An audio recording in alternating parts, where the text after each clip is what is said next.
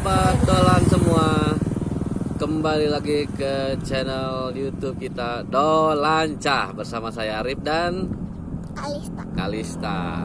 Sebelum kita lanjutkan, tolong tekan tombol subscribe dan loncengnya untuk notifikasi selanjutnya terkait berita atau video-video baru kami.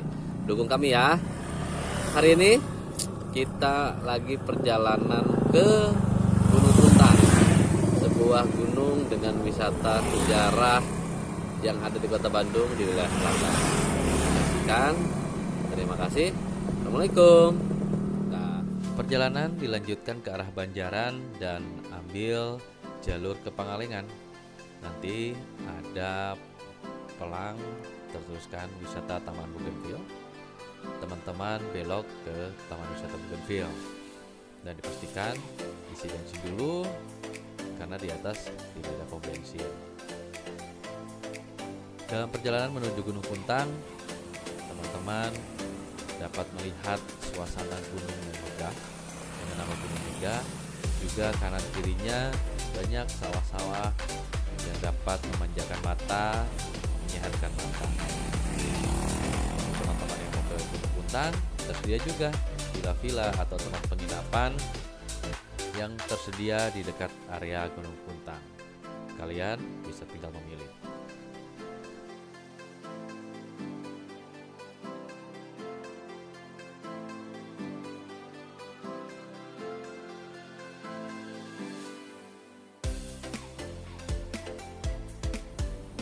Akhirnya kita akan sampai ke gerbang Gunung Puntang. Di sini banyak warung-warung dan teman-teman apabila pagi di sini banyak yang berolahraga, mau sepeda, berlari ataupun apa. Jadi jangan sungkan teman-teman datang ke sini. Biaya masuk hanya 15.000.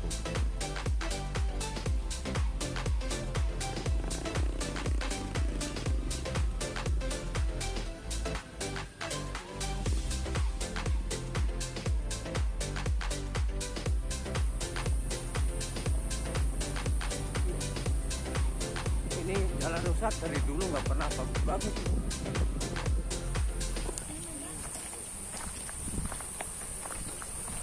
Jalur kiri.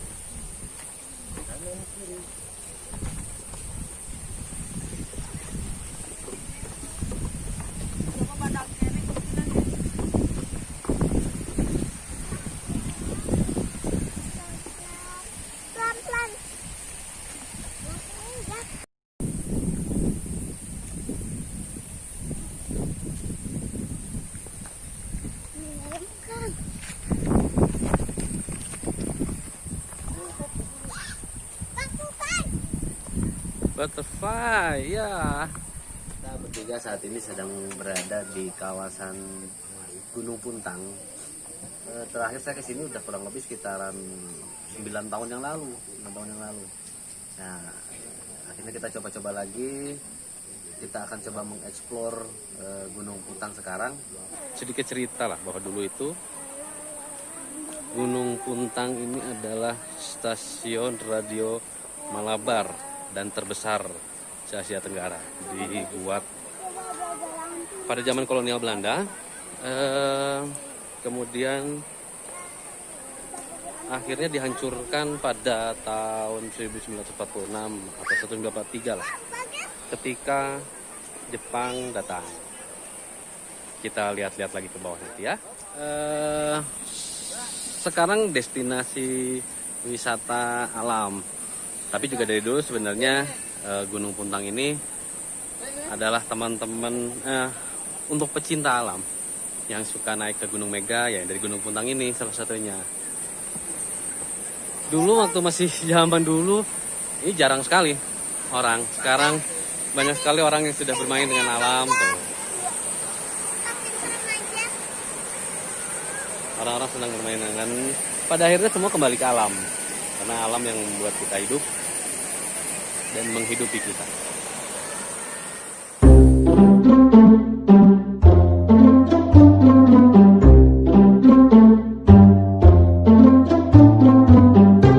Tidak perlu mahal untuk kita bermain, untuk berwisata dan berdamai dengan alam. Ini salah satu contohnya Di Gunung Puntang ada aliran sungai yang dari atas air terjun sampai dengan bawah. Nah, semua di sini pada bermain. Nah, jadi nggak perlu mahal, cukup berdamai dengan alam.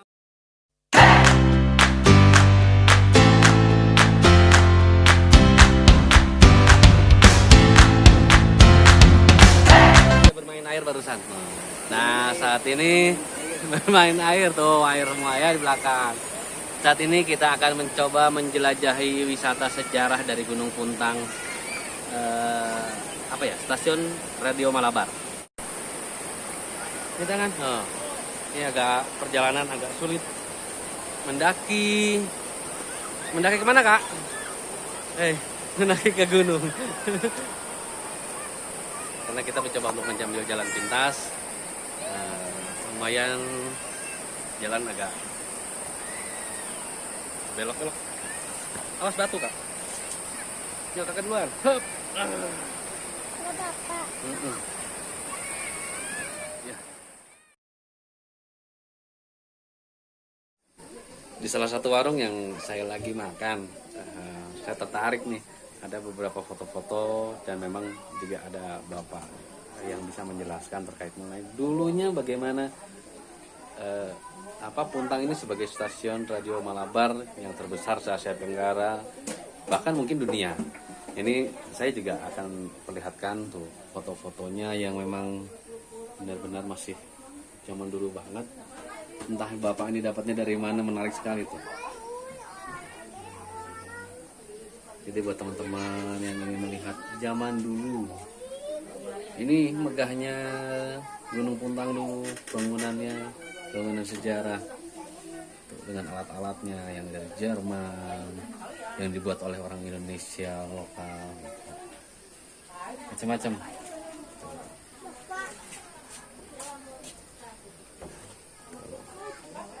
Kalau ini yang di Belandanya, ini bangunan yang ada di sini, sangat megah bukan? Kalau ini memang sudah dihancurkan pada saat pendudukan Jepang agar tidak adanya komunikasi. Kalau ini masih berdiri sampai dengan sekarang. Dan alhamdulillah saya ketemu dengan Bapak siapa mau punten Pak? Bapak Ecep. Jadi Pak Ecep ini menceritakan sedikit mengenai Gunung Puntang zaman dulu. Bagaimana stasiun Radio Malabar di sini. Pak Ecep, saya mau tanya, Bapak kalau di sini udah berapa lama? Dari tahun 91. Tapi Bapak tahu sejarah ini dari siapa Pak? Dari ini narasumbernya antara lain dari Dr. Anas Sutisna almarhum, terus Inan, Pak Lurah Inan almarhum juga, terus dari beberapa orang yang dulu di sini, Pak Utai Mutar juga. Jadi narasumbernya itu sekarang ya Sudah ada. Ya, jadi alhamdulillah saya sedikit dijelaskan bahwasanya di sebelah kanan ini dulunya bangunannya berarti sebelah kanan sini ya Pak ya. Iya. Jadi kalau teman-teman dari masuk itu nanti udah masuk ada parkiran motor, lurus ke atas itu bangunannya. Bangunan gedung megahnya. Sekarang tinggal tersisa hanya puing-puingnya saja gitu. Nah, kalau misalnya ke arah sana atau saat ini saya berdiri ini adalah tenda bedeng karyawan. Barak ya, bedeng karyawan ya Pak ya. Jadi pekerja-pekerja dulu yang memang bekerja di sini 300 orang ini di sini nih, bedengnya ini lurus. Orang Indonesia. Orang Indonesianya. Gitu. Jadi seneng sini kita wisata. Ternyata banyak sejarah di Gunung Puntang ini. Alhamdulillah ketemu Pak Ecep. Nah, kalau kolam cinta itu dulu gunanya buat apa Pak? Cuma kolam hias aja. Oh, kolam hias. Tapi ngarahnya itu yang ini menunjukkan arah ke Nederland, ke Belanda. Oh, penunjuk arah sebenarnya. Oke, paham. Nah, saya mau tanya. Zaman dulu bukan nggak ada listrik penginten ya? Pakai apa Pak? Turbin itu kan. Yang turbin. Oh, ini. Air ya, air. Berapa watt? Kurang tahu. Enggak maksudnya perputaran 35.000 apa itu? Yang tadi keseluruhannya harus memerlukan tenaga 35.000 megawatt di sini 350 mega. Berarti airnya di sini gede juga dulu ya Pak? Ya. Itu penjelasan dari teman-teman, dari Pak Ecep, salah satu sesepuh di sini. Jadi kalau mau teman-teman main di sini sambil wisata, iseng-iseng aja bertanya. Alhamdulillah diberikan penjelasan. Jadi buat adik-adik semua yang masih kecil belajar sejarah tentang Indonesia, Bandung, pesona Indonesia itu indah. Ya, sobat dolan semua, saat ini tuh. Setelah berbicara saya dengan Pak Ecep, nah kita sekarang mau mencari kolam cinta dan puing-puing gedung Sebahu. Gedung yang paling besar pada zamannya.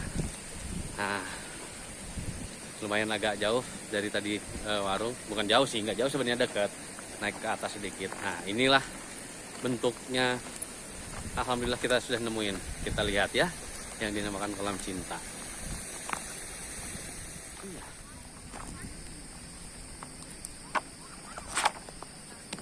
Nah, ini ada penjelasannya. Tuh. Ini letaknya. Ikan namanya teh apanya? Dan bisa melihat ini. Kita lihat lagi ke depan ya. Ini bangunannya berarti bangunan termegah dulu pada zamannya. Panjang amat. Bahkan di dalamnya ada tumpuk-tumpuk gitu. Iya, udah kosong Kak. Sobat dolan semua bisa membayangkan, di antara gunung-gunung ini berdiri megah satu bangunan dengan nama Gedung Sebahu. Wow. Nih, Amat. ini kolam. Ini sobat dolan semua yang terkenal dengan nama kolam cinta. Kita bisa Karena bentuknya tuh mirip. Ini ke bawah mirip dengan bentuk hati. mana Ini nanti akan coba saya bagikan gambar kolam ini saat ini dan pada saat zamannya. Nah.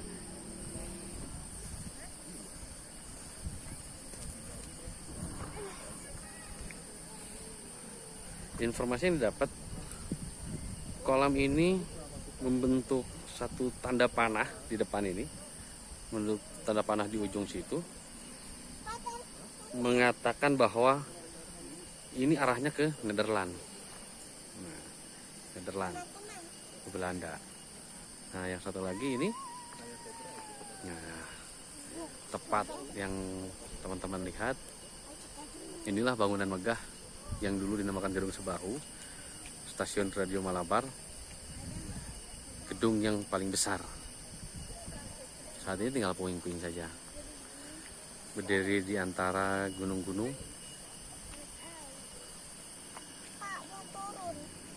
Ya, Krucil sekarang lagi mau coba melihat dari dekat puing-puing Gedung Sebahu. Bangunan itu dihancurkan, memang benar-benar hancur. Bangunan termegahnya inilah yang paling besarnya ini. Puing-puing dirinya.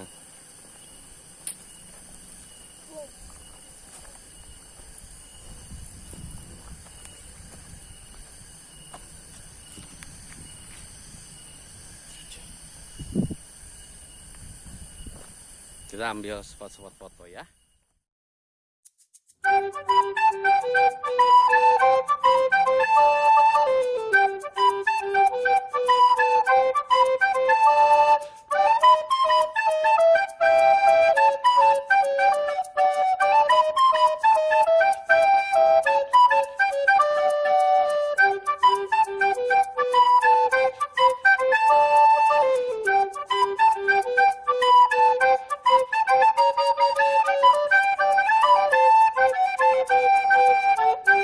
Demikian teman-teman semua, perjalanan kita hari ini di Gunung Puntang, melihat spot-spot cantik untuk foto-foto, kemudian mengenal sejarah bagaimana Gunung Puntang dahulu yang ternyata di sini adalah stasiun radio Malabar terbesar se-Asia Tenggara bahkan sedunia. Karena informasi yang didapat itu Amerika pun mengikuti di sini, tapi tidak bisa. Berarti kan memang ini lebih besar. Itu aja mungkin ya teman-teman. Silahkan komen dan berikan kritikan kepada kami bila ada yang memang perlu disampaikan. Dan tetap kita semua berlancar.